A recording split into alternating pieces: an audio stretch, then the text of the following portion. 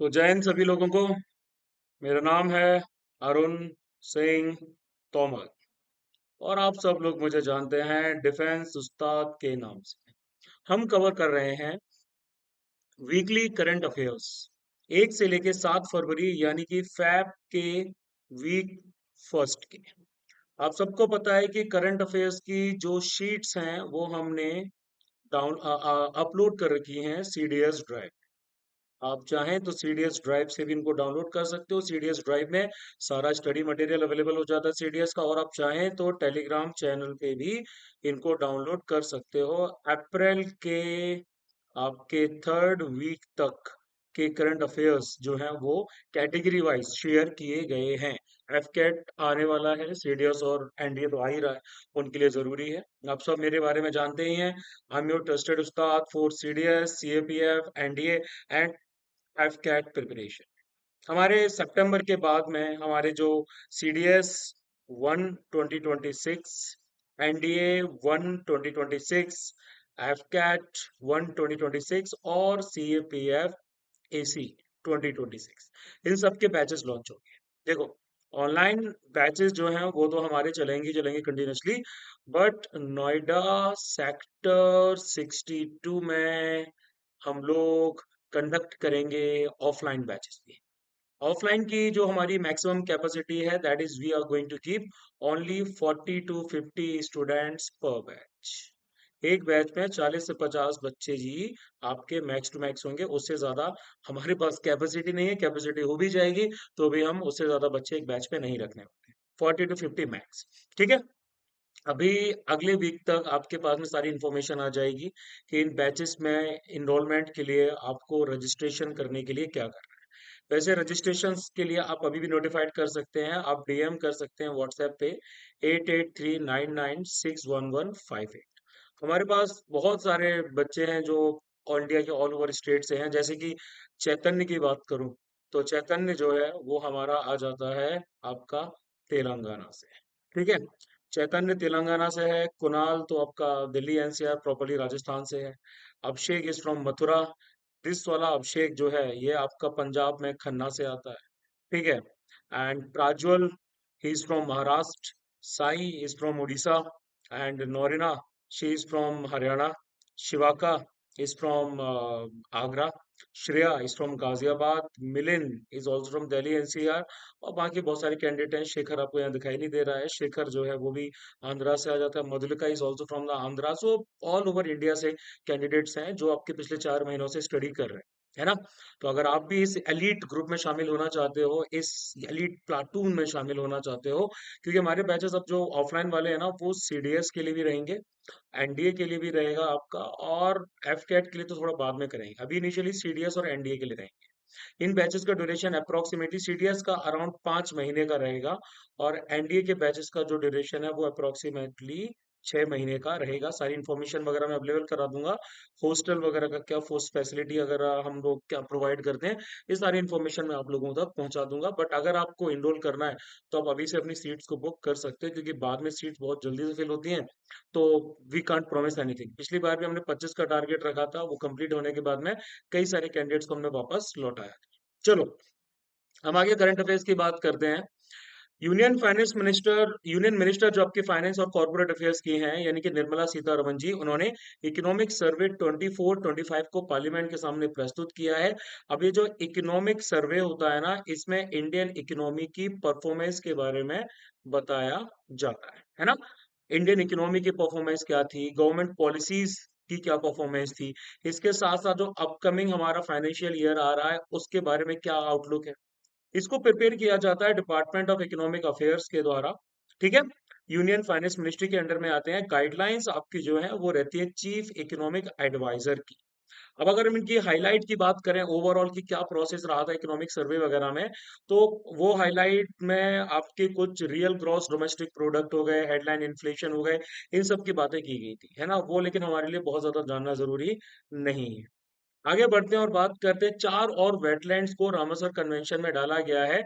तो हमारा जो वेटलैंड का टैली है वो 85 टू टोटल 89 पहुंच चुका है, जो कि एशिया में सबसे ज्यादा है। It is highest in Asia. और अगर हम ग्लोबली देखें तो भैया ग्लोबली हम लोग थर्ड नंबर पर आ जाते हैं। मतलब कि हमारे जो वेटलैंड्स है वो कहाँ कहाँ से गए हैं, वो तमिलनाडु से ऐड किए हैं हमने, उसके साथ साथ सिक्किम से और झारखंड से ऐड किए हैं। तमिलनाडु देखो सबसे ऊपर आ जाता है इंडिया में, इनके पास में 20 वेटलैंड साइट्स आ जाती है, रामसर साइट्स आ जाती है। उसके बाद सिक्किम और जो झारखंड है, इन लोगों ने अपना फर्स्ट जो साइट है उसको ऐड करवाया है। रामसर कन्वेंशन के बारे में आप सबको पता है कि ये रामसर नाम की जगह जो कि आती है ईरान में, वहां पर इसको अडॉप्ट किया गया था 1971 में। ऑब्जेक्टिव था कि नेशनल और इंटरनेशनल लेवल का एक ऐसा फ्रेमवर्क बनाया जा सके जो कि वेटलैंड्स को कंजर्व करे। अब देखो वेटलैंड्स हमारे लिए इंपॉर्टेंट इसीलिए होते हैं क्योंकि जो बर्ड्स होते हैं ना, ये जो पंछी, पर्वत, नदियां, झोंके किसी सरहद को ना रोके टोके, बिकॉज इनका बॉर्डर में कोई मानना नहीं है, एक जगह से दूसरी जगह फ्लाई करके चले जाते हैं। यहाँ बहुत ज्यादा ठंड है तो यहाँ चले गए, है ना। तो अगर आप यहाँ के वेटलैंड को कर दोगे खत्म, तो फिर उनके लिए कोई रास्ता नहीं बचेगा और वो स्पीसीज खत्म हो जाएगी। ठीक है। हमारा वर्ल्ड वेटलैंड डे सेलिब्रेट किया जाता है 2 फेब को। इसी दिन ये आपके सिटीज ऐड की गई थी। अब अगर आप चार नई रामासर साइट्स को देखोगे तो इसमें एक तो आ जाता है Sakkarakottai bird sanctuary Tamil Nadu, gulf of Mannar के पास में है, central Asian flyway. Central Asian flyway मतलब कि सेंट्रल एशिया से जो कुछ पक्षी उड़ के आते हैं, इंडिया में स्टॉप लेते हैं, फिर आगे की तरफ आपका इक्वेटर की तरफ मूव करते हैं। हिस्टोरिकल सिग्निफिकेंस है इसका, 1321 में इसको खोदा गया था कुडी मरामट्टू के द्वारा, कम्युनिटी पार्टिसिपेशन के द्वारा। यहाँ पर पेंटेड स्टॉक, ब्लैक हेडेड एविलस वगैरह पाई जाती है। उसके बाद में थेरा कंगल बर्ड सेंचुरी की बात करते हैं, ये भी गल्फ ऑफ मन्नार के पास है, सेंट्रल एशियन फ्लाईवे पे लाई करती है। यहाँ पे painted stork, black headed ibis, spot plate pelican, ये सब पाया जाता है, और मोस्टली आपका बाबुल की जो ट्रीज हैं वो पाए जाते हैं। उसके बाद में अगर हम ख्योचा पालरी की बात करते हैं सिक्किम में, तो इसको विशिंग लेक बोला जाता है, जो कि आपकी इच्छाएं पूरी करता है। किसी एग्जाम के लिए अगर आपको जाना हो तो आप एग्जाम के लिए यहाँ जा सकते हो और अपनी इच्छा के लिए बोल सकते हो, लेकिन सिर्फ विशफुल थिंकिंग से कुछ नहीं होगा भाई, आपको काम धाम भी करना पड़ेगा। इसको शो जो सो भी कहा जाता है, मतलब ओ लेडी सिट हियर, मतलब you can take your girlfriends over there and wifes. वैसे एस्पिरेंट्स देख रहे हैं तो मैरिड नहीं होंगे। ओरिजिनली इसको बोला जाता था खा चट पौरी, यानी कि हेवन ऑफ पद्म संभव। ये थोड़ा सर्क टाइप का वेटलैंड है आपका, ठीक है। और उसके साथ साथ इसको बुद्धिस्ट और हिंदूज दोनों ही आपके इसको क्या मानते हैं, इसको काफी ज्यादा सेक्रेड मानते हैं। अब ये सर्क की क्या बात है, तो सर्क की बात ऐसे आती है कि ये आपका कोई पहाड़ है ना। इस पहाड़ पे एक ऐसा डिप्रेशन है, यहाँ पहले भरी थी स्नो। अब इस स्नो को जब मेल्टिंग हुई तो यहाँ पर पानी भर गया, तो फिर यही आपका सर्क में तब्दील हो, मतलब पहले सर्क रहता है इसका, और जब स्नो मेल्ट हो जाती है तो उसको लेक को बोला जाता है टार्न लेक। उसके बाद में उद्धवा लेक की बात करते हैं, संत उद्धव के नाम से, जो महाराष्ट्र से बिलोंग करते थे, उनके नाम पे इनका नाम रखा गया था, जो भगवान कृष्ण के बाल सखा थे। इसको वाइल्ड लाइफ सेंचुरी घोषित किया गया है, इंपोर्टेंट बर्ड एरिया भी घोषित किया गया। दो वाटर बॉडीज हैं इसके पास में, पटारन और बैरहले। ठीक है। यहाँ पर बहुत सारी bird species like house swift, fishing eagles और ब्राह्मणी काइट पाई जाती है। अब उसके बाद में कर्नाटक ने डिग्निफाइड डेथ जो है उसको अलाउ कर दिया है टर्मिनली इल लोगों के लिए। इस पूरे प्रोसेस को यूथनेशिया कहा जाता है ना। मतलब इस फैसले को स्टेट ने लिया था सुप्रीम कोर्ट के एक रूलिंग को फॉलो करते हुए, जिसमें ये बोला गया था कि टर्मिनली इल जो आपके पेशेंट्स रहते हैं, उनको मरने का अधिकार है, मतलब कि right to die with dignity. Karnataka हमारा सेकंड स्टेट आ जाता है आफ्टर केरल। फर्स्ट स्टेट कौन सा आता है, केरल आता है, जो कि इसको इम्प्लीमेंट कर रहा है। देखो सुप्रीम कोर्ट की रूलिंग में ये बोला गया था कि एक हमारा केस आता है, केस का नाम है common cause. Common cause versus union of India case है 2018 का। इस केस में बोला गया था कि बंदों के पास राइट टू डाई है विथ डिग्निटी, यानी कि ये एक फंडामेंटल राइट आता है आर्टिकल 21 के अंडर में। और लीगल वैलिडिटी पैसिव यूथेनेशिया की, जो आपका पैसिव यूथेनेशिया है उसकी लीगल वैलिडिटी को रिकॉग्नाइज भी किया गया। अब यूथेनेशिया का मतलब एक ऐसा एक्ट जिसमें आप किसी भी इंसान की लाइफ को एंड करते हो, क्यों, क्योंकि उसकी सफरिंग्स को खत्म करने के लिए। कोई कोमा में है, वेजिटेटिव स्टेट में है, बस पड़ा हुआ है, पेनफुल डेथ, पेनफुल मतलब सिचुएशन में है ना, इनक्यूरेबल डिसीज वगैरह से ग्रसित है, तो ऐसे में इंसान को जो है कुछ प्रोसेस करके उसकी लाइफ को खत्म किया जाता है। अब 2023 में सुप्रीम कोर्ट ने फर्दर इन डायरेक्शंस को थोड़ा सिंप्लीफाइड किया और बोला कि एडवांस मेडिकल डायरेक्टिव्स वगैरह प्रोवाइड कराएं कि पैसिव यूथेनेशिया कैसे किया जा सकता है। तो पैसिव यूथेनेशिया में क्या रहता है आपका, जो भी लाइफ सस्टेनिंग ट्रीटमेंट एलएसटी रहता है, इसको विदहोल्ड कर लिया जाता है या हटा लिया जाता है टर्मिनली इल पेशेंट्स के लिए, जो काफी लंबे समय से मेडिकल ट्रीटमेंट में अंडरगो कर रहे हो और अब रिकवरी की कोई भी होप ना हो, है ना। डिसीजन मेकिंग कैपेसिटी भी उनके अंदर ना हो, घर वालों का बहुत खर्चा बढ़ रहा। दूसरी तरफ एक्टिव यूथनेशिया कौन सा होता है? इंटेंशनली भैया कोई बंदा मरना चाहता है कि भाई मैं जीना ही नहीं चाहता, डिप्रेशन में हूं, तो आप उसको मार रहे हो वॉलंटरी रिक्वेस्ट पे, वो इलीगल है इंडिया, वो नहीं किया जा सकता। बहुत सारी यूरोपियन कंट्रीज में किया जाता है।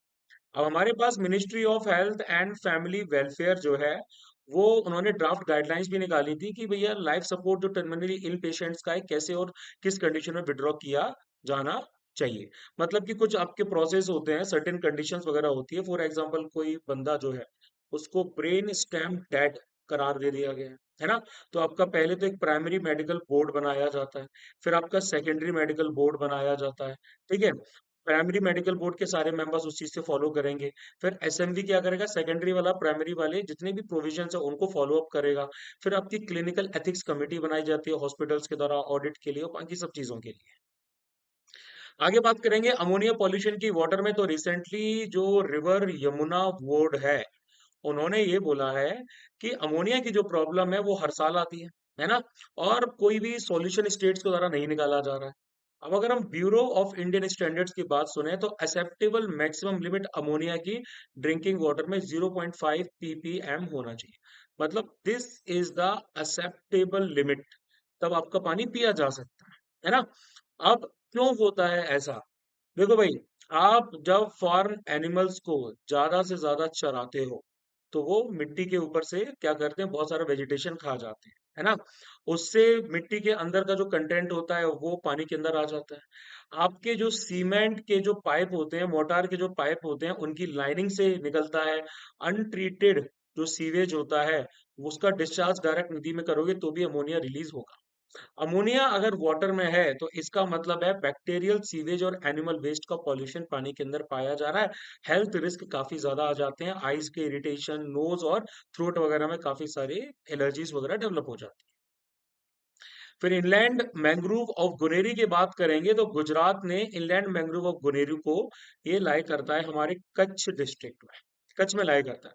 इसको एक बायोडायवर्सिटी हेरिटेज साइट के तौर पे डिजिग्नेट किया है। ये गुजरात का फर्स्ट बायोडायवर्सिटी हेरिटेज साइट भी रहेगा। बायोडायवर्सिटी एक्ट 2002 के अंडर में नोटिफाइड किया गया है, और ये अरेबियन सी से तकरीबन आ जाता है 45 किलोमीटर की डिस्टेंस पे, है ना। और यहाँ पर ये जो कोरी क्रीक दिखा रही है ना आपको, ये कोरी कोरी जो क्रीक है, यहाँ से तो ये मात्र आता है 4 किलोमीटर।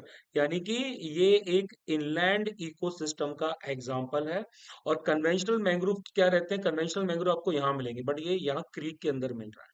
कन्वेंशनल मैंग्रोव सिस्टम से अलग यहाँ पर टाइड्स का पानी नहीं आता है, मडी और सौंपी कंडीशंस नहीं बनती हैं। ये 8 ऐसे वेटलैंड्स या इनलैंड मतलब मैंग्रोव्स कह लो, उनमें से एक जो है वो इंडिया में पाया जाता है। तकरीबन 20 माइग्रेटरी और 25 रेसिडेंट माइग्रेटरी एविफॉर्नल स्पीसीज भी यहाँ पर पाई जाती है। आगे बात करेंगे अराकू उत्सव टाइटल चली, वो ऑर्गेनाइज किया जा रहा है अराकू वैली ऑफ आंध्र प्रदेश। यानी कि ये पूरा का पूरा एरिया ईस्टर्न घाट्स में लाई करता है। एवरेज एल्टीट्यूड की बात करें, 600 to 900 metre above sea level, ठीक है। यहाँ पर कौन कौन से एरियाज आते हैं, देखो एक तो आता है हमारा अनंतागिरी, और दूसरा आता है, सॉरी, अनंतगिरी हो गया, और दूसरा आ गया आपका सुनकारी मेता। ये रिजर्व फॉरेस्ट आते हैं जो कि अराकू वैली का पार्ट है। बायोडायवर्सिटी बहुत पाई जाती है, प्लस यहाँ पर बॉक्साइट के रिजर्व्स भी पाए जाते हैं। इसको आंध्रा का ऊटी के नाम से रेफर किया जाता है। यहाँ पर आपके जो ट्राइब्स मिलते हैं उनका नाम भी अराकू ट्राइब्स है। यहाँ पर अराकू अरेबिका कॉफी भी मिलती है, जिसको जीआई टैग 2019 में दिया गया था। और वैली में आपके बहुत सारे माउंटेन्स है, जैसे माउंटेन्स के नाम मैं अगर आपको बताऊं, तो एक तो है गलीकोंडा, ठीक है, एक है रक्तकोंडा, और फिर हमारा आता है एक का नाम सुनकारी मेट्टा है, और उसके बाद में एक का नाम आता है चिता मोगोंडी। ये सारे के सारे एरियाज यहाँ लाई करते हैं। रिपब्लिक ऑफ रवांडा की बात करने, जिसकी कैपिटल है किगाली, ठीक है। Rwanda supported M23 armed group जो है वो साउथ की तरफ मूव कर रहे थे, क्रूशियल मिलिट्री एयरपोर्ट्स की तरफ मूव कर रहे थे in the democratic Republic of Congo, DRC की तरफ उन्होंने मूव करना स्टार्ट कर दिया। अब रवांडा की अगर हम लोकेशन की बात करें तो ये आपका लाइक करता है कहाँ, ये देखो यहाँ इधर, मतलब ईस्ट सेंट्रल लोकेशन इसकी अफ्रीका की हम बोल सकते हैं। ठीक है। बाउंड्रीज में युगांडा इनके नॉर्थ में है, तंजानिया जो है वो इनके ईस्ट में लाई करता है, और उसके बाद में बुरुंडी इनके साउथ में लाई करता है, छोटा सा देश बुरुंडी है, और डेमोक्रेटिक रिपब्लिक ऑफ कॉन्गो इनके वेस्ट में लाई करता है। ओवरऑल देखोगे तो रवांडा का डायरेक्ट एक्सेस सी के पास नहीं है, तो ये एक लैंड लॉक्ड कंट्री आती है, जो कि कहाँ लाई करती है, ग्रेट रिफ्ट वैली में लाई करती है। ये वही वैली है जहां पर अफ्रीका का ग्रेट लेक्स रीजन आ जाता है ना। और ईस्ट अफ्रीका जो है वो यहीं पे आपका देखो ऐसे ये ग्रेट लेक्स वाला इलाका है, लेक्स आपको दिख रहे हैं, स्पॉट करना है कौन कौन से लेक्स हैं। तो ये जो पूरा एरिया है ये अफ्रीका को टेक्टोनिक, दो पर्टिकुलर टेक्टोनिक प्लेट्स पे क्या करता है, डिवाइड करता है। वो दोनों टेक्टोनिक प्लेट्स यहाँ पर कन्वर्ज करती है। माउंटेन रेंजेस की बात करें तो यहाँ पर आती हैं विरुंगा वॉल्केनिक माउंटेन्स आते हैं, ठीक है, जो कि नदर्न रवांडा में लाई करते हैं। इसके साथ साथ यहाँ पर एक लेक आता है, लेक का नाम है लेक कीवू, जो कि अफ्रीका का ग्रेट लेक्स में से एक आता है, जो कि रवांडा के वेस्टर्न बॉर्डर की तरफ आपका लाए करेगा। हाँ, यहाँ लाए करता है, डेमोक्रेटिक रिपब्लिक ऑफ कॉन्गो की तरफ। ये रिवर्स में इनके पास है कगेरा, जो कि नाइल रिवर की एक हेड स्ट्रीम है, या फिर ट्रिब्यूटरी कह लो आप इसको। आगे बात करते हैं, जल Jeevan mission extended till 2028 with enhanced budget outlay in union budget 2025-2026।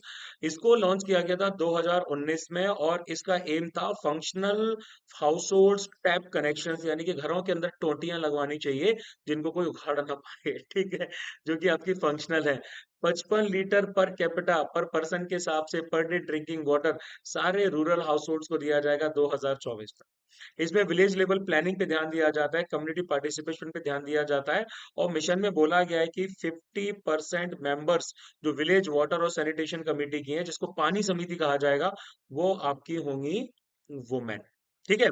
देखो, national rural drinking water programme को रिस्ट्रक्चर करके सबस्यूम कर लिया गया था जल जीवन मिशन।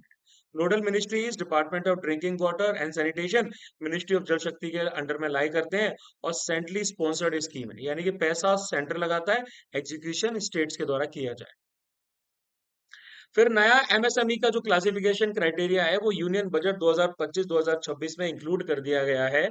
इन्वेस्टमेंट और टर्नओवर लिमिट्स के ऊपर खास फोकस दिया गया है, वो आपका तकरीबन ढाई दो दो ढाई गुना जो है वो आपका बढ़ा दिया गया है ना। इससे एमएसएमईज क्या करेंगे, हायर एफिशिएंसीज अचीव करेंगे, और भी बहुत सारी चीजें करेंगे। देखो, इसमें आप एंटरप्राइजेस और उनके टाइप्स को देखोगे तो माइक्रो एंटरप्राइजेस की इन्वेस्टमेंट लिमिट 1 से 2.5 करोड़, स्मॉल की 10 से 25 करोड़, और मीडियम की 50 से 125 करोड़ कर दी। टर्नओवर भी 5 से 10 करोड़, 50 से 100, और 250 से 500 करोड़ कर दिया गया है। इसके अंदर कुछ और इनिशिएटिव्स भी आ जाते हैं, लाइक क्रेडिट गारंटी कवर आता है, जो माइक्रो और स्मॉल इंटरप्राइजेस के लिए आता है, वो भी 5 से लेके आपका 10 करोड़ कर दिया गया है। ठीक है। 10 लाख आपके कस्टमाइज क्रेडिट कार्ड, जिनमें 5 लाख की लिमिट रहेगी, वो भी माइक्रो एंटरप्राइजेस के लिए रजिस्टर कर दिए गए हैं उद्यम पोर्टल पे। और भी बहुत सारी आपकी छोटी मोटी चीजें आ जाती हैं।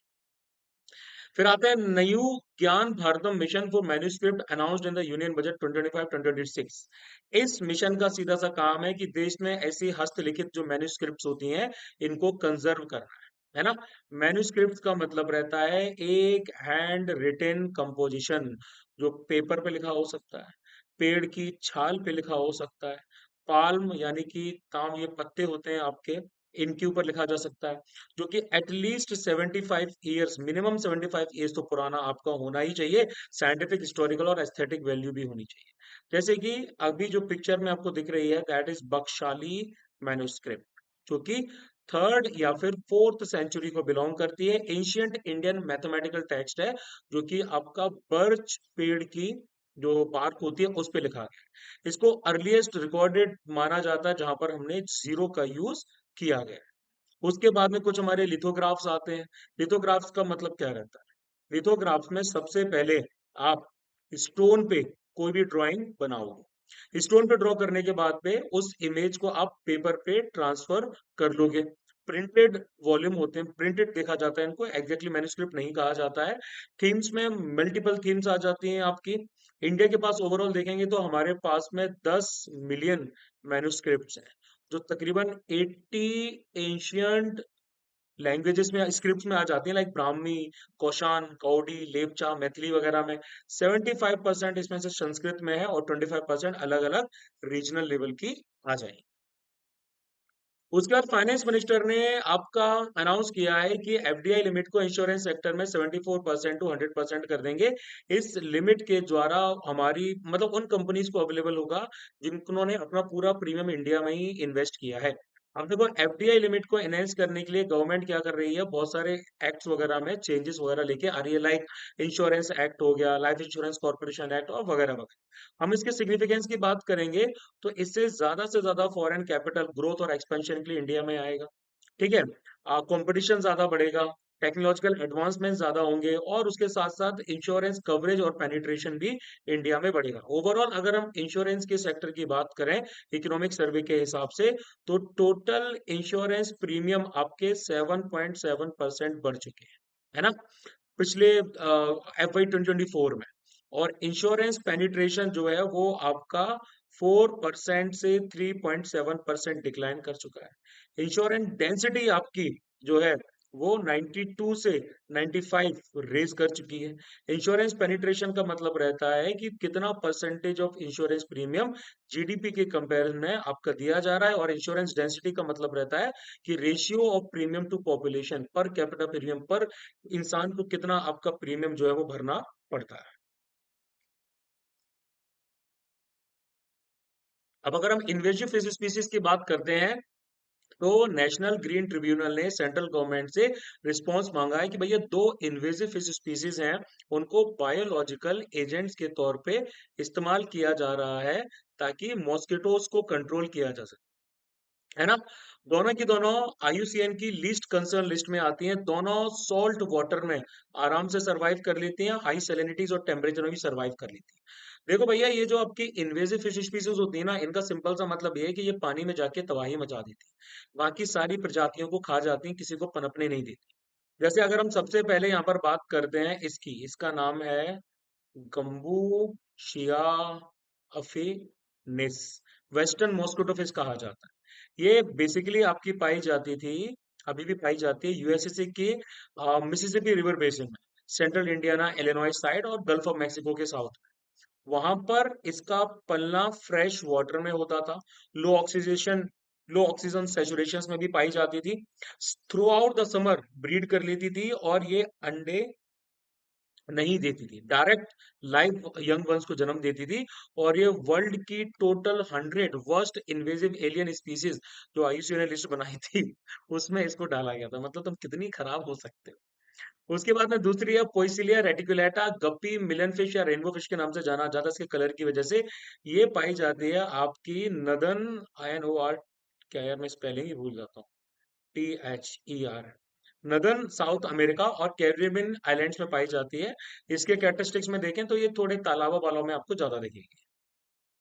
उसके बाद international north south corridor transport corridor की बात करते हैं, तो वेसल और कंटेनर ट्रैफिक जो है वो आपका चाहवार पोर्ट से काफी ज्यादा बढ़ चुका है, चाहवार पोर्ट को फॉलो करते हुए और international north south transport corridor को फॉलो करते हुए आपका बढ़ चुका है।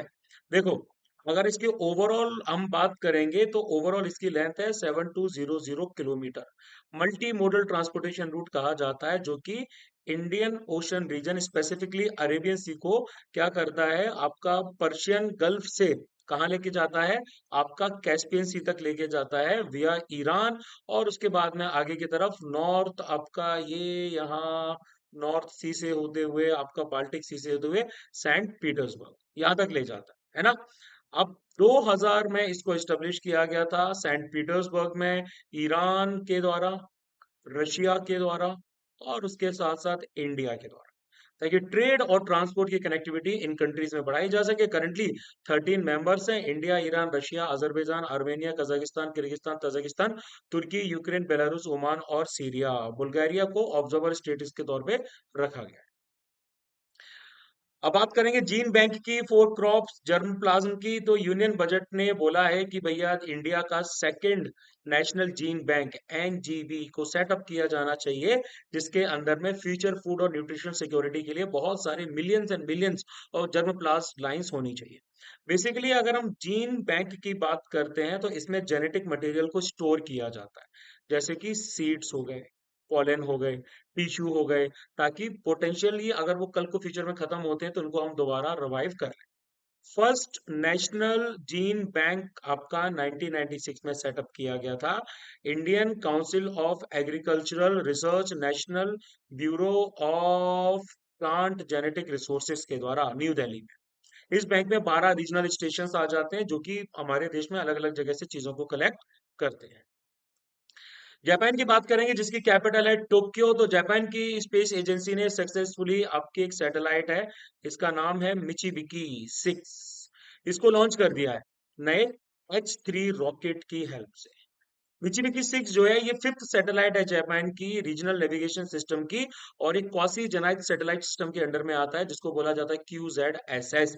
अब देखो जापान की बात करें तो जापान एक आइलैंड नेशन है, इसके कोई भी लैंड बॉर्डर्स नहीं है ना। पूरा तकरीबन आपका जो लैंड एरिया है वो आपके चार मेन आइलैंड्स में आ जाता है, जो कि आपके नॉर्थ से लेके साउथ तक में डिवाइडेड है। ठीक, जैसे सबसे बड़ा इसमें जो है उसका नाम है आपका होक्काइडो, सबसे लार्जेस्ट है। उसके बाद में आता है होंशु, फिर आता है आपका शिकोकू, और फिर आता है आपका क्यूशू। ठीक है, मैरीटाइम बाउंड्रीज की बात करें तो इसके ईस्ट में आ जाता है पूरा का पूरा Pacific Ocean. Sea of Okhotsk जो है, ओखोटस, ए ओ के ओखोटस्क, हाँ, ये इसके आ जाता है भैया नॉर्थ में। सी ऑफ जापान जिसको ईस्ट सी बोला जाता है, ये आ जाता है इसके वेस्ट में। ठीक है, और ईस्ट चाइना सी जो है वो आ जाता है इसके साउथ वेस्ट में। क्लाइमेट अगर आप बात करोगे तो नॉर्थ की तरफ आपका जो क्लाइमेट है बहुत ठंडा रहता है, इसको सब आर्कटिक भी बोला जाता है। ठीक है, और साउथ की तरफ आओगे तो फिर थोड़ी बहुत आपको ह्यूमिडिटी भी मिलेगी, सब ट्रॉपिकल मौसम मिलेगा। Highest peak is mount Fuji, mount Fuji है आपका हाईएस्ट पीक यहाँ का, 3776 मीटर्स पे। ये एक स्ट्रेटो वोल्केनो की कैटेगरी में आता है। मेजर रिवर्स की बात करें तो एक तो आती है शिनानो, ठीक है, जो सबसे लॉन्गेस्ट रिवर है यहाँ की, और टोने रिवर आती है, और किसो रिवर भी आ जाती है। फ्रीक्वेंट सीस्मिक एक्टिविटीज होती है क्योंकि ये आपका पैसिफिक रिंग ऑफ फायर में लाई करता है। आगे बात करते हैं union budget 2025 proposes rationalisation of customs tariff structure. कुछ चेंजेस आपके कस्टम टैरिफ्स में किए गए हैं।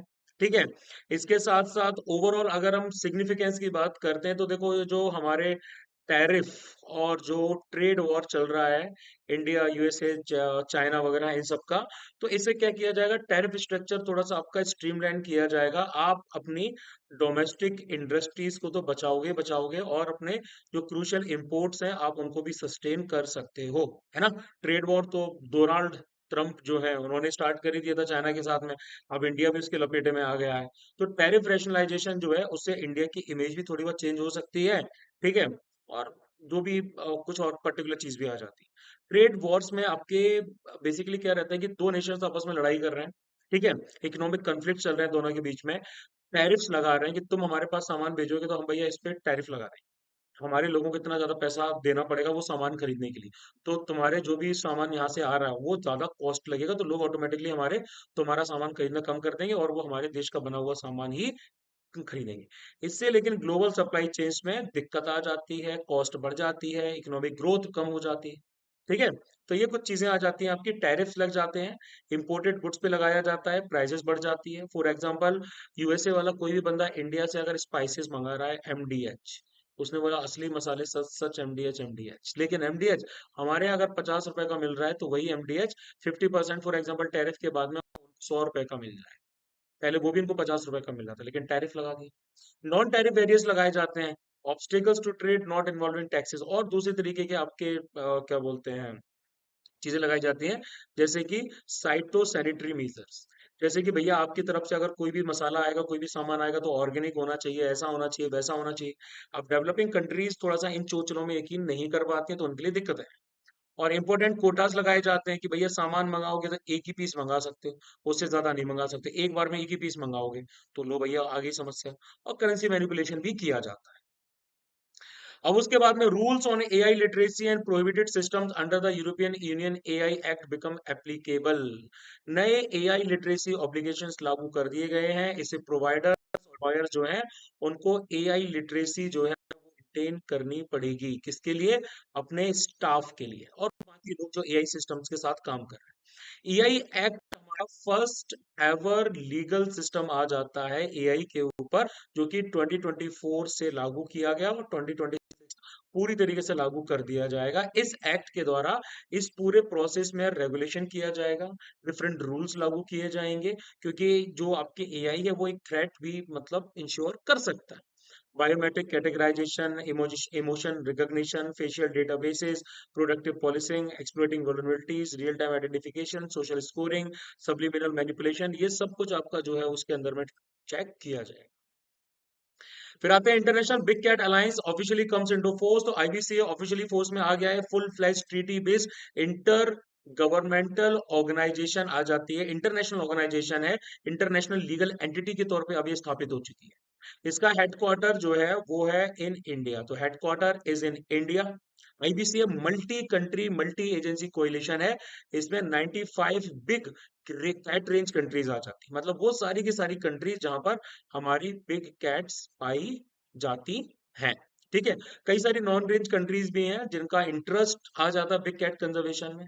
देखो सबसे पहले आईबीसीए को लॉन्च किया गया था इंडिया के पीएम मोदी जी के द्वारा 2023 में। एक इवेंट था हमारा जब प्रोजेक्ट टाइगर के पूरे 50 साल हो चुके थे, उसी रिस्पेक्ट जो भी हमारी 7 मेजर कैट्स आती हैं उनको बचाने का काम है tiger, lion, leopard, snow leopard, cheetah, jaguar and puma. ठीक है। अब ministry of external affairs, government of India, ये इस पूरे फ्रेमवर्क एग्रीमेंट को देखिए। मेंबर्स में Nicaragua, Estonia, India, Somalia, Liberia, इन्होंने फ्रेमवर्क को एग्रीमेंट को साइन कर दिया। फॉर्मली ये मेंबर्स आईबीसीए के बन चुके हैं। ठीक है। बिग कैट की स्टेटस को आप यहाँ देख सकते हो। टाइगर पैंथेरा टिग्रिस इंडेंजर्ड है। लायन पैंथेरा लियो वनरेबल है। लेपर्ड पैंथेरा पार्डस वनरेबल है। Snow leopard Panthera Ankiya vulnerable है। चीता एक्सिनोइक्स जुवेटस वनरेबल है। जगुआर पैंथेरा ओका नियर थ्रेटेंड है। और पूमा पूमा कनकरा जो है वो आपका लीस्ट कंसर्न के अंडर आ जाता है। उसके बाद यूनियन बजट 2025 में पीएम सूर्य घर मुफ्त बिजली योजना का एलोकेशन 80% बढ़ा दिया गया है, 20,000 करोड़ कर दिया गया है।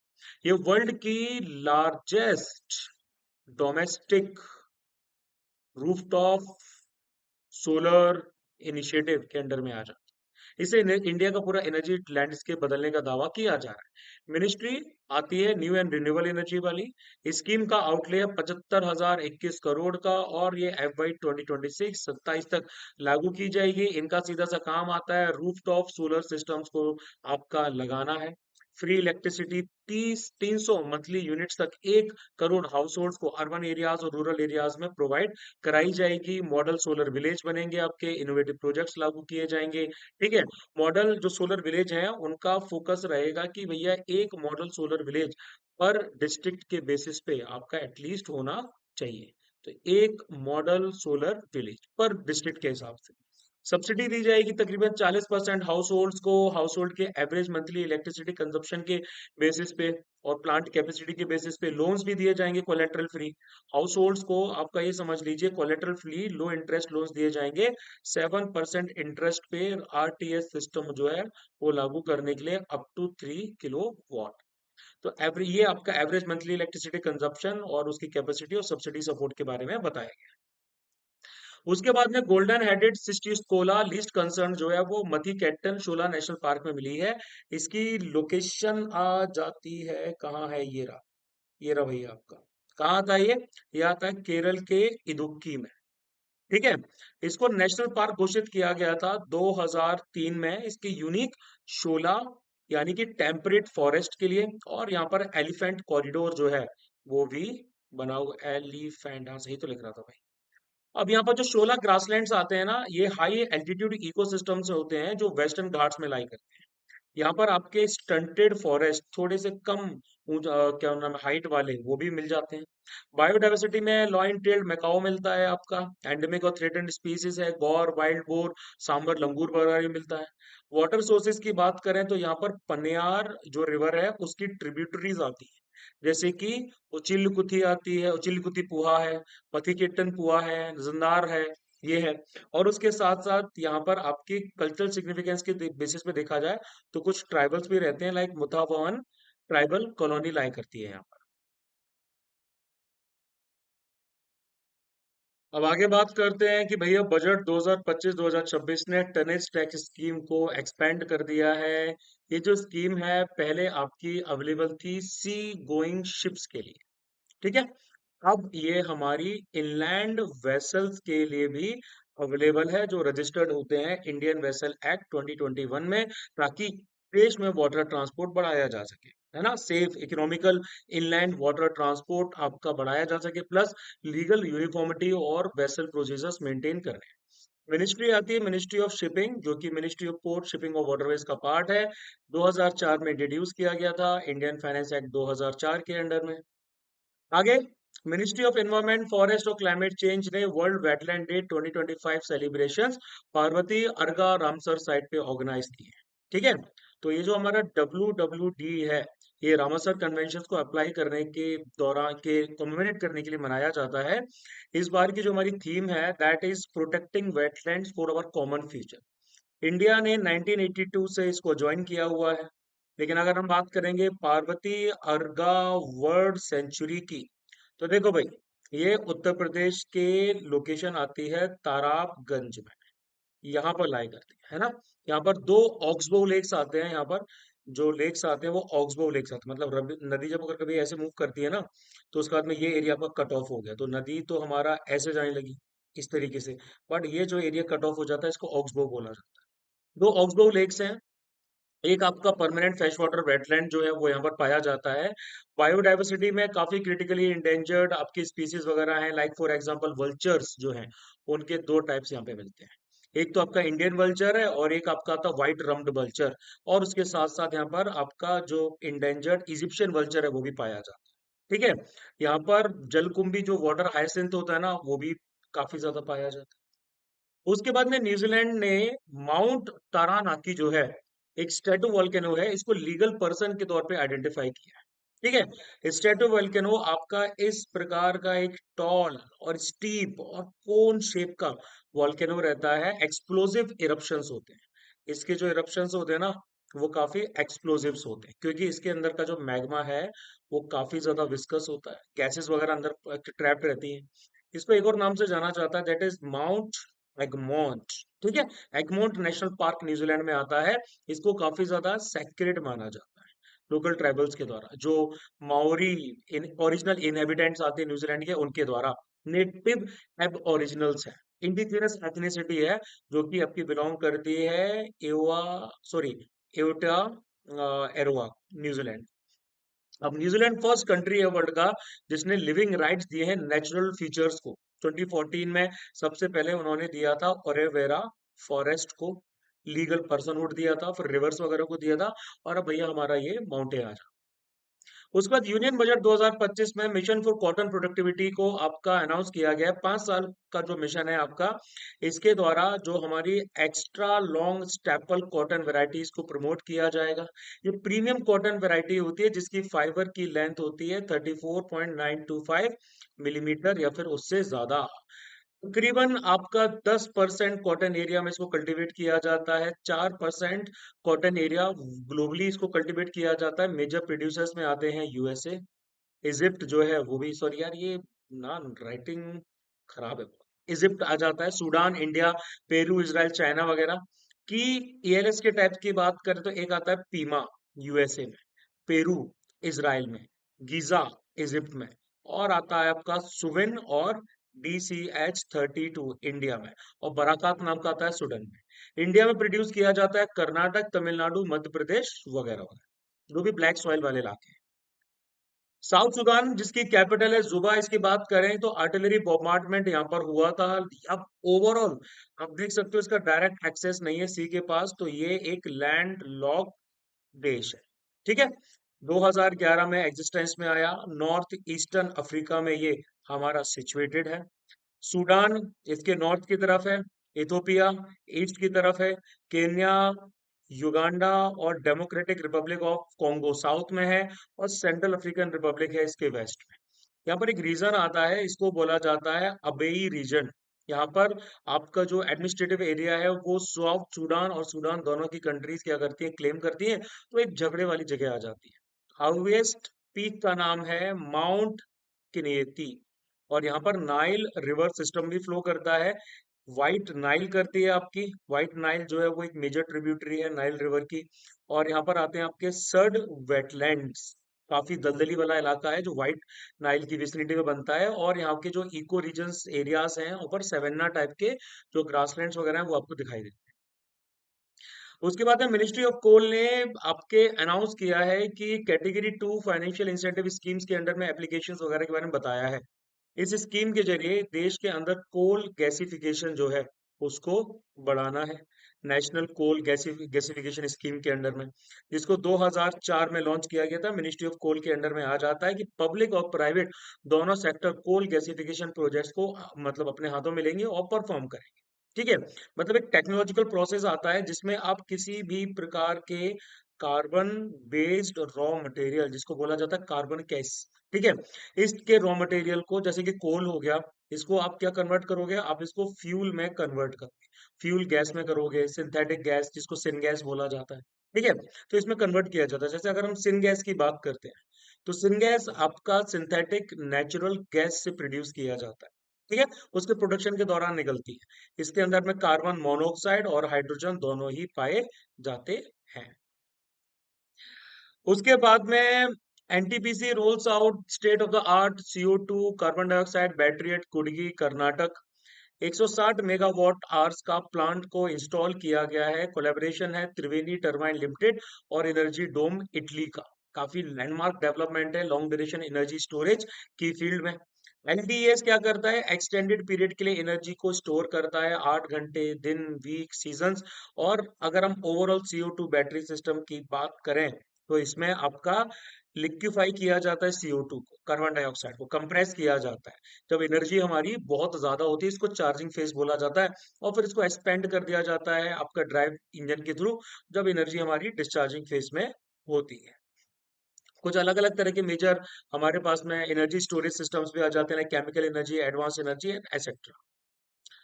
अब उसके बाद parliamentary committee flags over centralisation in the draft HECI bill, मतलब कि department related parliamentary standing committee जो है एजुकेशन के ऊपर, उन्होंने कंसर्न्स जारी की कि आपका जो proposed higher education commission of India bill जो आ रहा है उसमें ओवर सेंट्रलाइजेशन हो रहा है ना।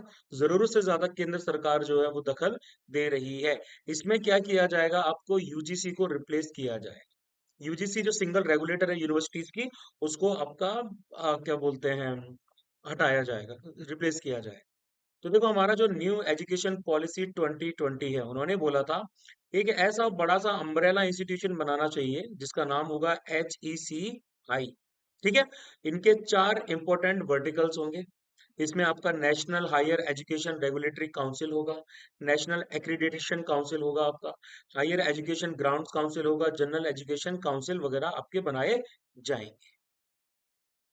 उसके बाद में हम आते हैं government warns employees against using AI tools on official devices. Recently union ministry of finance ने वार्निंग्स इशू की हैं गवर्नमेंट एम्प्लॉइज को कि आप AI टूल्स को इस्तेमाल मत कीजिए, जैसे कि डीप सीक आ जाता है, ठीक है, चैट जीपीटी वगैरह आ जाता है, ऑफिशियल डिवाइसेस पे इसको इस्तेमाल मत करो, क्योंकि डेटा रिस्क ज्यादा आ जाता है। एआई का गवर्नेंस में एप्लीकेशंस जब किया जाएगा, पॉलिसी मेकिंग के लिए किया जाता है, पब्लिक सर्विस डिलीवरी के लिए किया जाता है, एआई पावर्ड बॉट्स के थ्रू किया जाता है, टैक्स फाइलिंग में, ग्रीवेंस रिड्रेसल में। लेकिन सरकार एक तरीके से इसको, ऐसे डिवाइसेस जो हैं जो गवर्नमेंट के ऑफिस में आते हैं, उनमें यूज करने के लिए मना कर रही है। इलेक्ट्रॉनिक्स मैन्युफैक्चरिंग की बात करते हैं तो देखो मित्रों, चाइना के बाद इंडिया जो है वो वर्ल्ड का second largest mobile manufacturing country बन चुकी है, और थर्ड नंबर पे आ जाता है हमारा वियतनाम। प्रेजेंटली 99.2% जितने मोबाइल फोन्स हैं इंडिया में बेचे जाते हैं, वो बने कहाँ के हैं? वो बने हैं चाइना के। मोबाइल फोन हमारे टोटल इलेक्ट्रॉनिक्स प्रोडक्शन का 43% आता है। टोटल वैल्यूएशन की बात करें तो इंडिया का इलेक्ट्रॉनिक सेक्टर जो है, इसमें काफी रैपिड ग्रोथ हुई है, जिससे तकरीबन पहुंच चुका है USD 155 billion in FY 2023। Production भी हमारा काफी डबल हो चुका है। यूएसडी 48 बिलियन था 17 में, और यूएसडी 101 बिलियन आपका हो चुका है इन 2023। एक्सपोर्ट्स की बात किया जाए तो इलेक्ट्रॉनिक्स जो है आपका हमारा लार्जेस्ट एक्सपोर्ट हो चुका है, फिफ्थ लार्जेस्ट। 5वें नंबर पर हम इलेक्ट्रॉनिक्स को बाहर भेजते हैं, बट इंडिया 1% ग्लोबल शेयर ही हमारे पास आता है। मतलब एक्सपोर्ट तो है, बट वैल्यू के हिसाब से बहुत ज्यादा नहीं है। मखाना बोर्ड की बात करते हैं। मखाना बोर्ड यूनियन बजट 2025-2026 में अनाउंस किया गया है कि डेडिकेटेड मखाना बोर्ड जो है वो बनाया जाएगा बिहार में, ताकि प्रोडक्शन बूस्ट किया जा सके, प्रोसेसिंग वगैरह स्ट्रीमलाइन किया जा सके। मखाना को आप लोग बोलेंगे, साइंटिफिक नाम है इसका यूरेल फेरोक्स। फ्लोरिंग प्लांट होता है, जो कि वाटर लिली फैमिली की कैटेगरी में रखा जाता है, और जेनस आता है यूरेल का। ठीक है। क्लाइमेटिक कंडीशंस की बात करें तो टेम्परेचर 20 से लेकर 35 degree Celsius, relative humidity 50 to 90%, annual rainfall 100 से 250 सेंटीमीटर।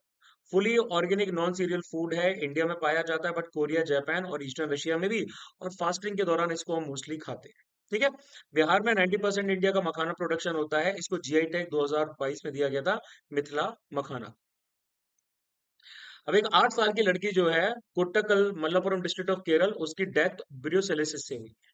ब्रुसेलिस जो है ये एक बैक्टीरियल डिसीज है, जो कि अलग अलग ब्रुसेला स्पीसीज की वजह से होती है, जिससे आपके कैटल भी इन्फेक्ट होते हैं, स्वाइन यानी कि पिग्स, गोट्स, शीप्स और डॉग्स वगैरह भी इन्फेक्ट होते हैं।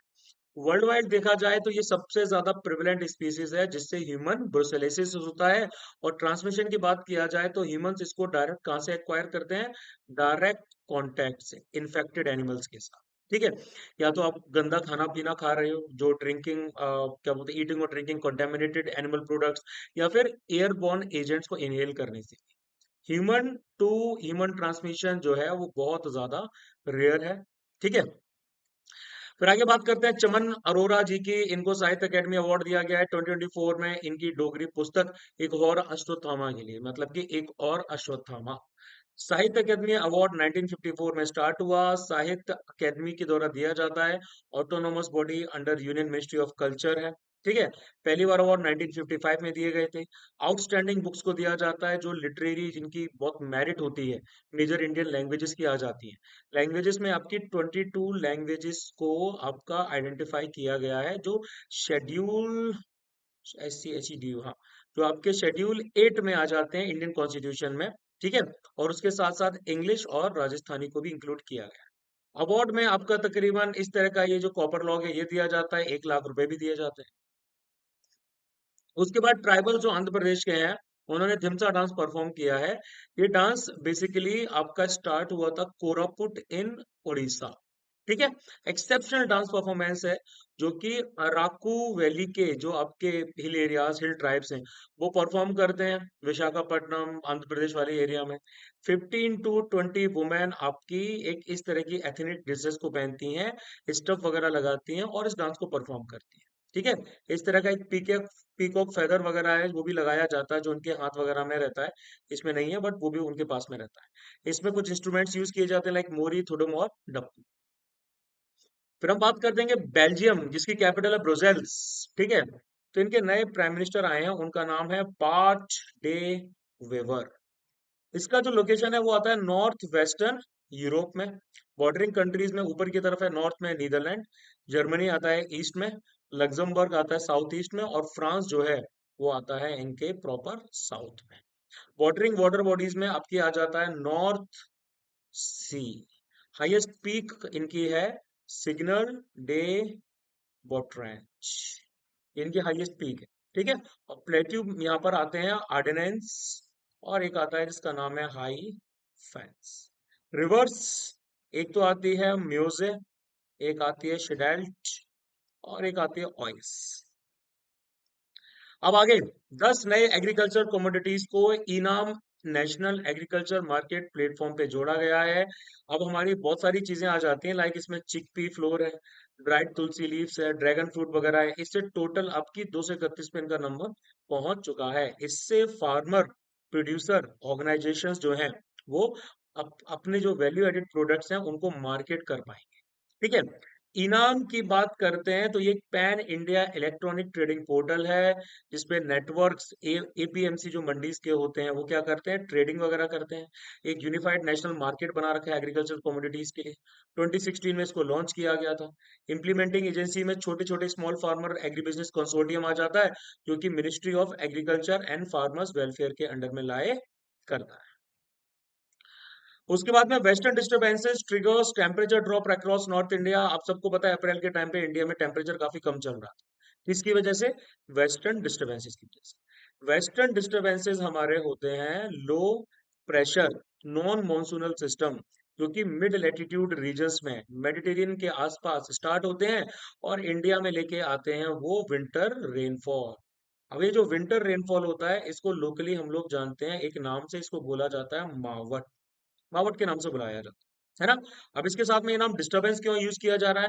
क्योंकि आपका जो एयर लो प्रेशर सिस्टम होता है ना, लो प्रेशर सिस्टम आपका जहां पर भी होता है वो थोड़ा अनस्टेबल होता है। फ्रंट होते हैं, डिप्रेशंस होते हैं, साइक्लोन जो भी आपके हैं, तो ये स्टार्ट होते हैं यहाँ मेडिटेरेनियन सी में। क्यों होते हैं? क्योंकि यहाँ पर कोल्ड और वार्म फ्रंट आपस में मीट कर रहे हैं। हाई प्रेशर एरिया जो यूक्रेन के आसपास बन जाता है आपका, वो क्या करता है, कोल्ड पोलर एयर को यहाँ की तरफ धकेलता है, नीचे की तरफ। इससे स्टेबिलिटी बढ़ती है, साइक्लोन्स वगैरह का फॉर्मेशन होता है, और उसके बाद में आपका हवाएं जो है वो इंडिया की तरफ में डायरेक्टेड हो जाती है। ठीक है। अब ये मतलब ये पूरा का पूरा एरिया को कवर करते हैं, लाइक वेस्ट एशिया हो गया पूरा, ईरान है, अफगानिस्तान है, पाकिस्तान है। कुछ आपका मॉइस्चर वगैरह जो है वो यहाँ से भी उठा लेती है, कैस्पियन सी से, नॉर्थ से, और फिर कई बार ऐसे गल्फ पर्शियन गल्फ से भी उठा लेती है, और फिर इंडिया में यहाँ ऐसे आ जाते हैं। ठीक है। यहाँ पे पहुंचने के बाद में हिमालयाज इनके सामने एक चट्टान की तरह खड़े हो जाते हैं। तो फिर ये ऐसे नीचे की तरफ आते हैं, हिमालय से टकरा के ऐसे यहाँ पे क्या करते हैं, बारिश कर देते हैं, एक ब्रांच इनकी ऐसे ऊपर की तरफ से निकल जाती है। अब इंडिया का जो गोल्ड इन्वेस्टमेंट है वो 60% बढ़ चुका है, 1.5 लाख करोड़ पहुंच चुका है 2024 में। ऐसा कहना है वर्ल्ड गोल्ड काउंसिल रिपोर्ट का। यानी कि इंडिया और चाइना का इन्वेस्टमेंट बढ़ता जा रहा है, यूरोप और यूएस का कम होता जा रहा है। हाइलाइट्स की बात करते हैं तो ग्लोबल डिमांड की बात अगर हम करें तो वो 25% बढ़ चुकी है। इन्वेस्टमेंट का जो डिमांड है वो 29% बढ़ चुका है। ग्लोबल सप्लाई का भी कुछ फैक्ट्स आ जाते हैं और भी बहुत सारी चीजें आ जाती हैं। ठीक है। इंडिया ने अपने फॉरेक्स रिजर्व्स में 73 टन का जो गोल्ड है वो ऐड किया है। इससे गोल्ड का शेयर 11% पहुंच गया है। ठीक है। अब गोल्ड की डिमांड इंडिया में क्यों है? क्योंकि गोल्ड को इंडिया में एक वेल्थ और स्टेटस के तौर पे लिया जाता है। हमारे रिचुअल्स में, ट्रेडिशंस में, हिंदू और जैन ट्रेडिशंस में बहुत ज्यादा जरूरी होता है। इन्वेस्टमेंट और सिक्योरिटी के तौर पे भी, वेडिंग्स में भी इसको काफी यूज किया जाता है। ओवरऑल अगर हम गोल्ड रिसोर्स की बात करते हैं तो सबसे पहले अगर हम इंडिया की बात करें तो लार्जेस्ट रिसोर्सेज, अगर हम गोल्ड ओर के टर्म्स की बात करते हैं तो वो आ जाते हैं बिहार, 44%। उसके बाद राजस्थान 25, फिर कर्नाटक, वेस्ट बंगाल, आंध्र प्रदेश और झारखंड वगैरह। मिनिस्ट्री ऑफ माइंस 2024 की रिपोर्ट है। ग्लोबली देखा जाए तो ग्लोबली सबसे ज्यादा गोल्ड रिजर्व्स आपके पास है USA, then Germany, and then उसके बाद में Italy, then France, then China, Switzerland, India, and then आ जाता है आपका जापान। ठीक है। टॉप एक्सपोर्टर्स में आपके सबसे पहले जर्मनी आता है, फिर यूरोपियन यूनियन आता है, फिर स्विट्जरलैंड, यूएस, जापान। ऐसा बोला गया है वर्ल्ड इंटीग्रेटेड ट्रेड सॉल्यूशन 2023 की रिपोर्ट में।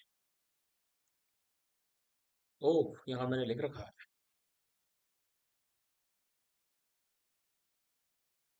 ठीक है। आगे हम बात करेंगे मार्सुपियल्स की। साइंटिस्ट ने सक्सेसफुली फर्स्ट कैंगरू एम्ब्रियोज को आईवीएफ इन विट्रो फर्टिलाइजेशन की टेक्निक से प्रोड्यूस कर लिया है, जिससे मार्सुपियल स्पीसीज को मिलेगी बहुत ज्यादा मदद। यानी कि ये होते हैं, हमारा एक छोटा सा ग्रुप होता है मैमल्स का। 330 स्पीसीज है इनके पास में।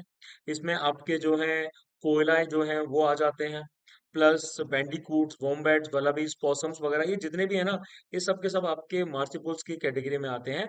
इनको कॉन्टिनेंटल ड्रिफ्ट थ्योरी में एक अच्छा खासा एविडेंस माना जाता है, क्योंकि पहले ये नॉर्थ अमेरिका में रहते थे, फिर ये साउथ अमेरिका में माइग्रेट कर गए, वहां से ये अंटार्कटिक में चले गए, वहां से ये ऑस्ट्रेलिया में चले गए कॉन्टिनेंटल ड्रिफ्ट की वजह से।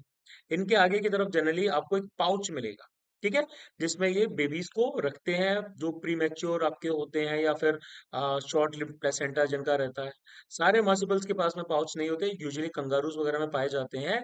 2/3 आपके ऑस्ट्रेलिया में रहते हैं और 1/3 साउथ अमेरिका। अब उसके बाद में जनवरी 2025 वार्मेस्ट जनवरी रहा था on record despite the development of La Nina. La Nina को बोला जाता है लिटिल गर्ल के नाम से स्पेनिश में। एक क्लाइमेट पैटर्न है जो कि एल निनो का टोटली अपोजिट है। ला निना में क्या रहता है कि ट्रॉपिकल पैसिफिक जो ट्रेड विंड्स है बहुत स्ट्रांग हो जाती हैं, इससे एबनॉर्मल एक्यूमुलेशन होने लगता है कोल्ड वाटर का सेंट्रल और ईस्टर्न पैसिफिक ओशन में, सेंट्रल और ईस्टर्न पैसिफिक ओशन में होने लगता है। इंडियन क्लाइमेट पे क्या फर्क पड़ता है, normal to above normal rainfall हो जाती है साउथ वेस्ट मानसून के टाइम पे, और बिलो नॉर्मल टेम्परेचर आ जाते हैं विंटर्स के टाइम। फिर हम बात करते हैं शतवरी एस्पैरेगस रेसिमोस की। तो मिनिस्ट्री ऑफ आयुष जो है उन्होंने कैंपेन लॉन्च किया है, टाइटल है शतवरी फॉर बेटर हेल्थ, ताकि शतवरी के हेल्थ बेनिफिट्स के बारे में बताया जा सके। इसका जो नाम है, इसका नाम आ जाता है क्योरर ऑफ 100 डिसीज, 100 बीमारियों की एक दवा। मेडिसिनल वुडी क्लाइंबर है, ये एक वुडी क्लाइंबर की कैटेगरी में आता है, 1 से 2 मीटर हाइट ले लेता है। इसकी जो ड्राइड रूट्स होती हैं, इसकी जड़ों को जब सुखाया जाता है, लीव्स को सुखाया जाता है, तो आयुर्वेदिक मेडिसिन के तौर पे यूज किया जाता है। लो एल्टीट्यूड एरियाज में मिलेगा, शेड और ट्रॉपिकल क्लाइमेट्स में मिलता है। एशिया के साथ साथ आपका ऑस्ट्रेलिया और अफ्रीका में भी मिलता है। इससे फीमेल रिप्रोडक्टिव हेल्थ इंप्रूव होती है, हार्मोनल बैलेंस बढ़ाए जाते हैं, अल्सर्स वगैरह ठीक किए जाते हैं, वाइटेलिटी और लॉन्गेविटी बढ़ती है, इम्यूनिटी मिलता है, नर्व्स डिसऑर्डर्स वगैरह जो है उनको ट्रीट किया जाता है। उसके बाद में एस्ट्रोनॉमर्स ने largest known structure in the universe जिसका नाम है क्विपू उसको आइडेंटिफाई किया है। ये जो आपका सुपर स्ट्रक्चर है, इसमें 200 क्वाड्रिलियन सोलर मासेस का मास है, 1.3 बिलियन लाइट ईयर्स में स्ट्रेच्ड है। मतलब कि सुपर स्ट्रक्चर्स हमारे एक्सट्रीमली लार्ज स्ट्रक्चर्स होते हैं जिनमें गैलेक्सीज का क्लस्टर पाया जाता है, सुपर क्लस्टर्स पाए जाते हैं। इनके क्या इफेक्ट्स होते हैं, कॉस्मिक माइक्रोवेव बैकग्राउंड के केस में देखा जाए तो सुपर स्ट्रक्चर से कॉस्मिक माइक्रोवेव बैकग्राउंड में काफी ज्यादा फ्लक्चुएशंस होते हैं, ठीक है। मतलब कि ये वो रेडिएशन है जो बिग बैंग के टाइम पे निकला था। हबल कांस्टेंट आ जाता है। सुपर स्ट्रक्चर्स क्या करते हैं, मेजरमेंट्स जो यूनिवर्स की एक्सपेंशन रेट को है उसको डिस्टॉर्ट कर देते हैं, और उसके साथ साथ में स्काई इमेजेस को भी डिस्टॉर्ट कर देते हैं ग्रेविटेशनल लेंसिंग की वजह से। मतलब एक बहुत बड़ा मैसिव ऑब्जेक्ट, कोई सुपर स्ट्रक्चर, वो लाइट को अपने बैकग्राउंड में क्या कर देता है, बेंड कर देता है। उसके बाद में इसराइल ने यूएस को फॉलो किया है, विड्रॉ कर लिया है यूएनएचआरसी से, और क्या बोलते हैं, उन्होंने बोला कि भैया इसराइल के खिलाफ बाइस हो रहा है।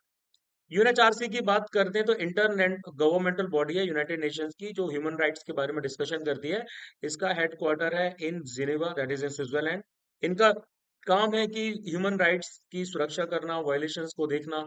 2006 में इसको एस्टेब्लिश किया गया था। कमीशन ऑन ह्यूमन राइट्स जो 1946 से चला आ रहा था उसको खत्म किया था। 47 मेंबर स्टेट्स हैं। UNGA, United nation general assembly, इनको इलेक्ट करती है 3 साल के टर्म के लिए, ठीक है। और उसके साथ साथ आपका ज्योग्राफिकल रिप्रेजेंटेशन जो है उसमें सब जगह से लोगों को लिया गया है यहाँ पे। यूनिवर्सल पीरियडिक रिव्यू रिपोर्ट्स आती हैं इनकी, जिसमें ह्यूमन राइट रिकॉर्ड सारे मेंबर स्टेट्स के देखे जाते हैं। उसके बाद में light pollution threatens the world's largest telescope in Atacama desert. तो एटाकामा डेजर्ट हमारा लाइक करता है कई सारी कंट्रीज में, बट नदर्न चाइल्ड में भी आता है, मोस्टली साउथ अमेरिका वाले इलाके।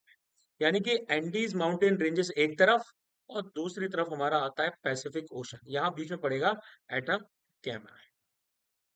फीचर्स की बात करें, सॉल्ट फ्लैट्स पाए जाते हैं जिनको सॉल्ट पैंस बोला जाता है। एलुवियल फैंस भी देखे जाते हैं यहाँ पे। सैंड ड्यून्स भी मिलते हैं, और उसके साथ साथ वॉल्केनिक कोन्स भी यहाँ मिलते हैं। One of the driest places of the earth में से एक आता है। यहाँ पे आपका साथ में चलता है हम्बोल्ट करंट। अब ये जो हम्बोल्ट करंट होता है ना, कोल्ड करंट होता है, ये पैसिफिक कोस्ट के आसपास से जाता है। इसकी वजह से रीजन थोड़ा सा सूखा रहता है, ठीक है। क्लियर स्काईज की वजह से एस्ट्रोनॉमिकल ऑब्जर्वेशन के लिए इसको बहुत प्रेफर किया जाता है। सबसे लास्ट में ग्रीस, जिसकी कैपिटल है एथेंस। तो अर्थक्वेक्स कई सारे आ रहे थे यहाँ पे। ग्रीस के एक आइलैंड है उसका नाम है सेंटोरिनी, यहाँ पर आ रहे थे। इसकी लोकेशन की बात किया जाए तो ये जो पूरे बाल्कन पेनिसुला है ना, बाल्कन पेनिनसुला के सबसे सदर्न मोस्ट कंट्री का नाम है ग्रीस। बॉर्डरिंग नेशंस में सब इसकी नॉर्थ में ही आएंगी आपकी, है ना। अल्बानिया है, नॉर्थ मैसिडोनिया है, ऊपर देखोगे तो बुल्गारिया है, और यहाँ साइड की तरफ देखोगे तो तुर्की है। बॉर्डरिंग वाटर बॉडीज में इनके पास आता है एजियन सी जो कि ईस्ट की तरफ है, मेडिटेरियन सी जो साउथ की तरफ है, और आयोनियन सी आ जाता है वेस्ट की तरफ। माउंटेन्स में इनके पास है पिंडोस माउंटेन, सेंट्रल माउंटेन रेंज है जो ग्रीस की कोर बनाता है। हाईएस्ट तो आपको पता है माउंट ओलंपस, जहां पर इनके देवता ज्यूस रहते हैं। क्लाइमेट मेडिटेरियन टाइप का क्लाइमेट है। उस कुछ और फीचर्स की बात करें तो यहाँ पर आती है एस्थमस ऑफ कोरिंथ, जो कि आपकी मेनलैंड ग्रीस को जोड़ती है यहाँ पे, ठीक है। और क्रीट जो है वो इनका सबसे बड़ा आइलैंड आता है, जो शायद ये वाला। तो मित्रों ये पूरी कहानी थी। मैंने आपको ऑलरेडी बता दिया था that if you want to join this particular batch, हमारे बैच में कोई एंट्रेंस एग्जाम नहीं होता। हम लोग ये क्लेम नहीं करते कि भैया आप लोगों का एंट्रेंस एग्जाम लेंगे उसके बाद में आप लोगों को बैच में डाला जाएगा। नो, बिल्कुल नहीं। बैच में आने के लिए बस सिंपल सी एक चीज चाहिए, वो चाहिए आपका डिटर्मिनेशन और हार्ड वर्क, प्लस 90% से ज्यादा अटेंडेंस देने की क्षमता।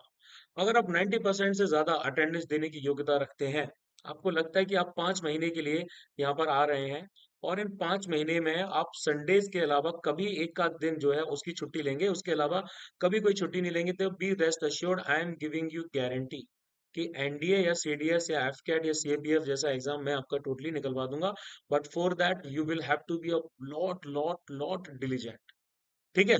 तो ऑफलाइन बैचेस की मैंने आपको तारीखें बताई थी, तारीखें नहीं बताई थी सॉरी, मैंने डिटेल बताई थी। अगर आप लोग ऑफलाइन बैचेस को ज्वाइन करना चाहते हैं तो नीचे डिस्क्रिप्शन में डिटेल दी गई है, आप जाके डिस्क्रिप्शन में अपनी चेक कीजिए, अदरवाइज इस नंबर पे आप डीएम कर दीजिए, I will provide you with the details of this particular batch, ठीक है। काफी सारी चीजें करते हैं हम लोग बैच में, आपके डेली जो है तकरीबन हर टॉपिक को कवर करने के बाद में हम लोग रिटन असाइनमेंट्स, ये जो रिटन असाइनमेंट्स होते हैं ना, ये इंश्योर करते हैं कि कोई भी टॉपिक आपके दिमाग में गया है कि नहीं गया है। देखो कोई भी टॉपिक अगर हमारे दिमाग में जाना जाना है, तो उसके लिए आप उसको क्या करेंगे, सब्जेक्टिव तरीके से, जैसे स्कूल में क्वेश्चन आंसर की राइटिंग करते थे वो करेंगे। देखो एमसीक्यूज के मॉक्स तो हर सब्जेक्ट को कंप्लीट करने के बाद मल्टीपल आपके होंगे ही होंगे, बट यहाँ पर जो है ना आपको रिटन आंसर लिखना पड़ता है, ठीक है। रिटन आंसर लिखना पड़ता है, तो रिटन आंसर से क्या होता है कि आपको पता चलता है कि भैया कितना आपके कंसेप्ट कवर हुए कितने नहीं हुए, फिर मैं आपको चेक करके बताता हूँ कि कितने आपके कंसेप्ट दिमाग में घुसा है कि नहीं घुसा है, उससे मुझे आपकी कंडीशन पता चल जाती है, कितना आप पे वर्क करना है ये पता चल जाता है, ठीक है। So this crowd will be very very selected and you will have to work a lot, बहुत ज्यादा वर्क आपको करना पड़ेगा। बट अगर आप डेडिकेटेड हो कि भैया हाँ मुझे एग्जाम निकालना है, मेरे पास टाइम है, 4-5 महीने कहीं यूजफुल मुझे पुट करने हैं, then you can contact us for this, ठीक है। बाकी करंट अफेयर्स के एमसीक्यूज और मैंने आपको बताया हुआ है ऑलरेडी कि आपको वीकली करंट अफेयर्स अगर आपको डाउनलोड करने हैं तो सीडीएस ड्राइव की लिंक नीचे दी गई है, वहाँ 24 के भी हैं, 25 के भी हैं। सितंबर 2024 से आपको स्टार्ट करने हैं अगर आप सीडीएस और एनडीए 2025 को एम कर रहे हो। फिर उसके बाद में फैब के जनवरी के तो आपको सारे वीडियोस भी आ चुके हैं, फैब का भी जो फर्स्ट वीक का वीडियो आ चुका है, पीडीएफ आप यहाँ से डाउनलोड कर लेना, एमसीक्यू कुछ टाइम बाद आपको इस फोल्डर में मिल जाएगा। तब तक के लिए please like share comment and subscribe the channel, Telegram channel को ज्वाइन कर लीजिए, सारे नोट्स यहाँ मिल जाते हैं, सारी इंपॉर्टेंट अपडेट्स आपको इंस्टाग्राम पे मिल जाती है। बाकी फिर तो भाई जहाँ आपको ज्वाइन करना है वहाँ कर ही सकते हो आप, ठीक है। चलो आज के लिए इतना ही, जय हिंद टू यू ऑल।